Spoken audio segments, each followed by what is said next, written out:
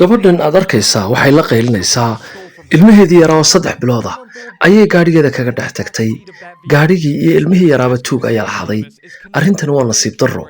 muuqaalkani wuxuu qabsaday dhammaan baraha bulshada iyo warbaahinta Maraykanka iyo dhammaan caalamka oo dhan. haddaba waxaa nasiib darro ah in hooyo Soomaaliyeed ay ilmaheeda kaga dhex tagto gaadhiga iyadoo u haysata furuhu inuu ilaalinayo inaan gaadhiga la furin. haddaba adduunyadan casriga ah tuugu adigoo furahaaga haysta ayuu gaadhiga furanayaa. tani waa nasiib darro weyn, waana arrin aad u naxdin badan. gaadhigu waa adduunyo oo waxba tari maayo, laakiinse waxaa murugada leh ilmahaagii oo gaal tuug ahay kaa xado. runtii waa mashaakil. arrintani waxay ka dhacday Maraykanka iyo gobolka ama magaalada Minneapolis. runtii waana dhacdo aad u xanuun badan. ilaahay ha u soo dhaweeyo.